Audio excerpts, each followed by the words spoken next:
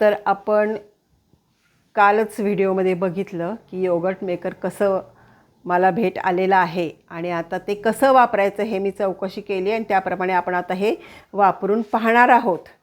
तर हे बघा, हे योगर्ट मेकर स्ट्रेपविला कंपनीचं भांडं जे आहे ह्याच्यामध्ये दही घालायचं आहे आणि ह्याच्यामध्ये ठेवून द्यायचं आहे.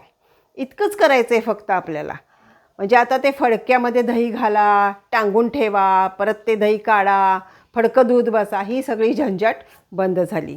छानपैकी आता ह्याच्यामध्ये दही घालायचं, झाकण लावायचं आणि फ्रीजमध्ये ठेवायचं. तर आपण आता हे करूयात सगळं काम.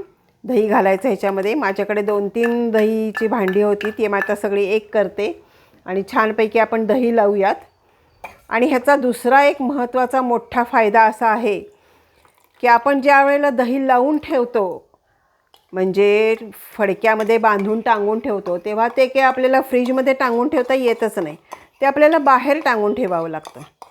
मग ते आंबट होण्याची शक्यता जास्त असते, कारण आपल्या पंढरपूरमध्ये तर उन्हाळा खूप आहे आणि त्याच्यामुळं ते भांडं जे दही आहे ते आंबट होणार हे ठरलेलंच असतं.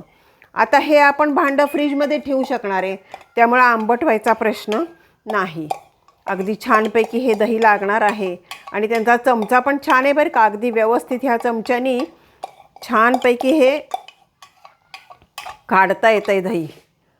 बघा, लगेच सुरुवात झालेली आहे खाली दही पाणी सांडायला छानपैकी. तर आपण आता हे बघूया आणि आता हे मी तुम्हाला नंतर 24 तासानंतर दाखवणार आहे की दही कसं लागलं आहे, म्हणजे तुम्हालाही कळेल आणि तुम्ही नक्कीच हे भांडं ॲमेझॉन कंपनीवरून ऑर्डर करू शकाल.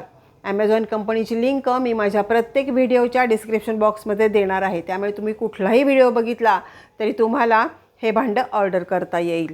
स्ट्रेपविला कंपनीचं योगर्ट मेकर हे भांडं तुम्ही ॲमेझॉन कंपनीवरून ऑर्डर करू शकता. तर चला, आता मी हे फ्रीजमध्ये ठेवते.